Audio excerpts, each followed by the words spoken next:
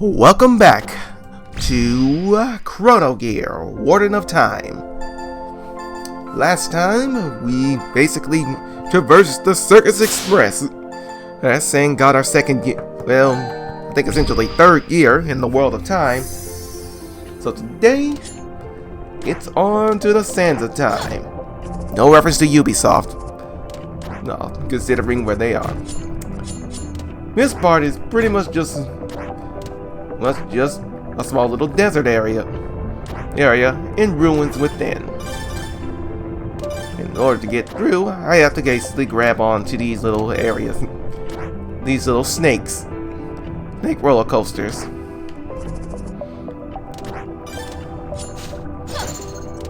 But on the other side, one thing that I really got an idea for is probably for the game that helped inspire this is your Chrono Gear, Mega Man X.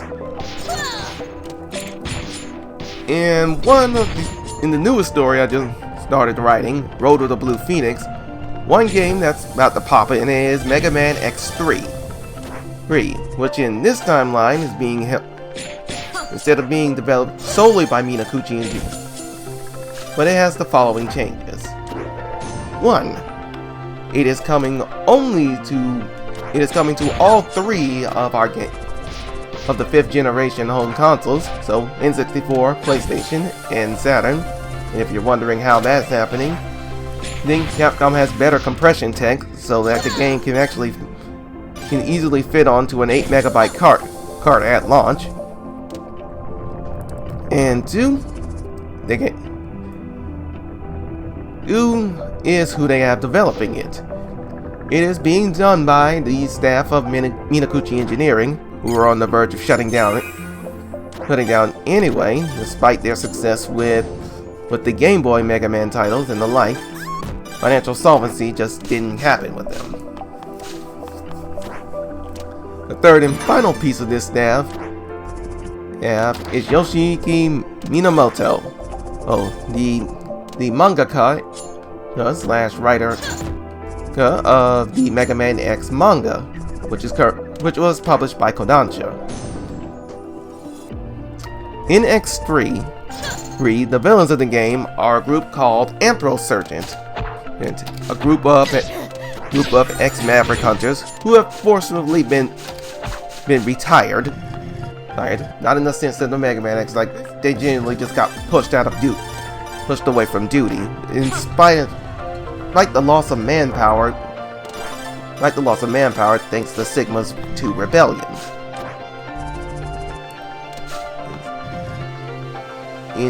They are desperate, and they are angry in a way that would truly cause problems.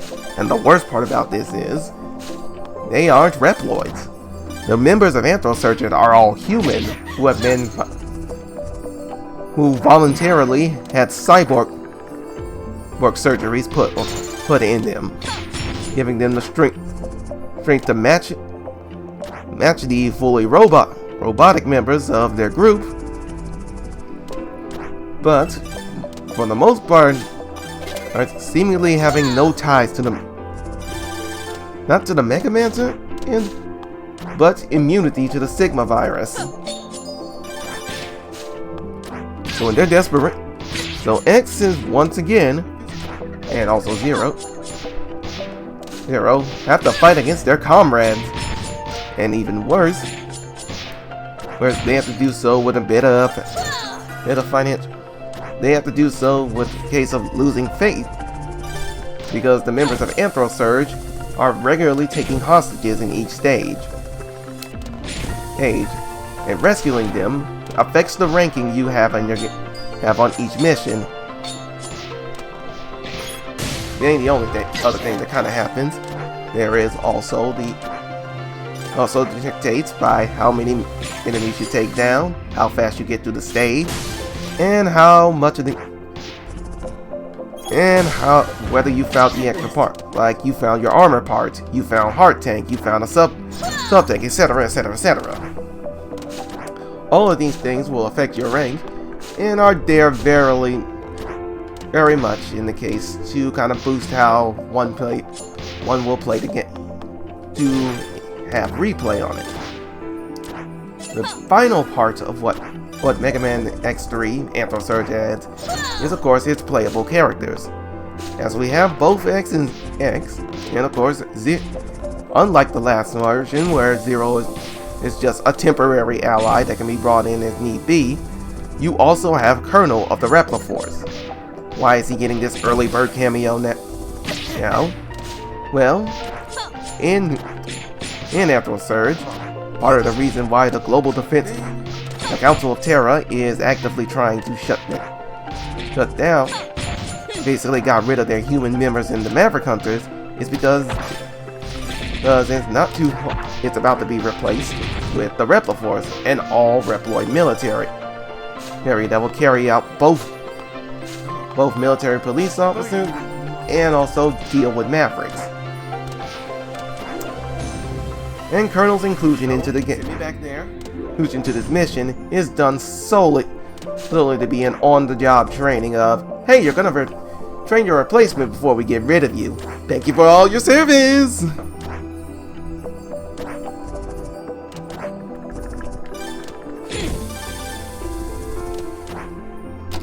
But still, I have to ask you, dear viewer, you think this has any chance of being interesting? Let me know down in the comments below. But please keep it civil down there. Moving back to the mission here, we finally solved the first of two puzzles, two door puzzles like this. And that's another thing I also want to add to the game.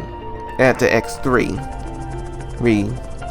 There would be a handful of little missions like this, where basically just you would have one mission added to the 5th generation versions of the game. Not only would X1 and X2 be put onto the cart/disc, yes, but you'd have this extra mission in and of itself. Basically, you pick either X or Zero, and they explore just one fortress.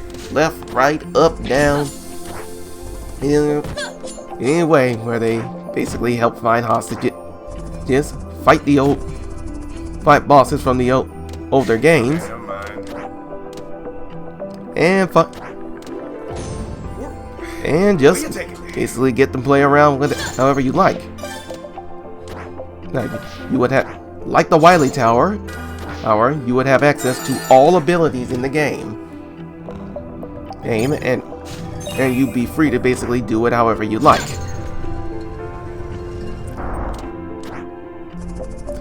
But the big gimmick about this is that you can play basically the Sigma Fortress area, is that you can play it via co-op. One player plays as X, the other is Zero. But you'll be stuck on one health bar, and two, you can only be around one area at a time. As doing split screen was just not ready for development at the time.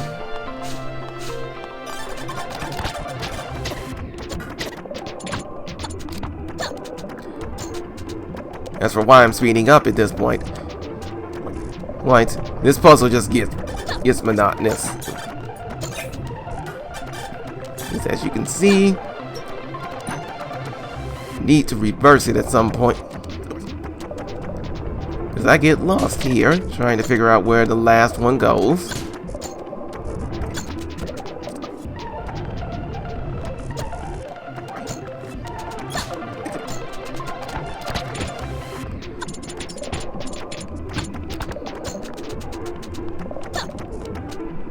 Okay, he's not there.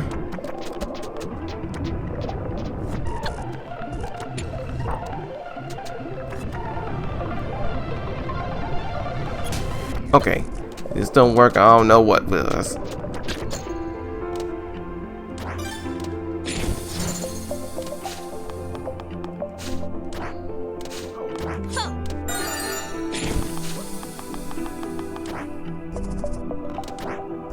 Okay.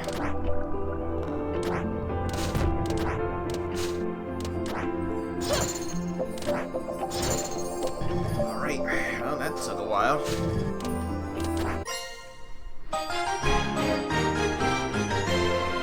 And thus, we got another stage done.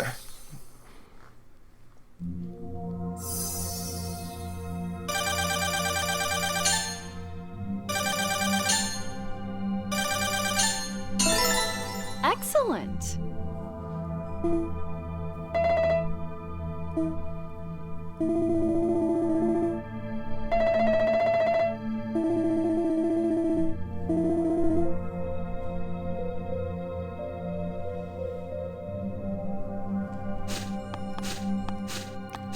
Well, folks, that's gonna do it for this part of Chrono Gear Warden of Time.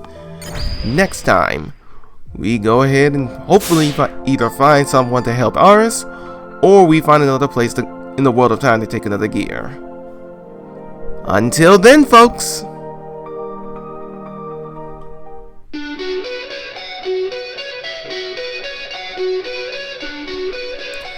Thank you all for watching. Please like, comment, and subscribe to the channel if you like what you saw here, and I'll see you next time.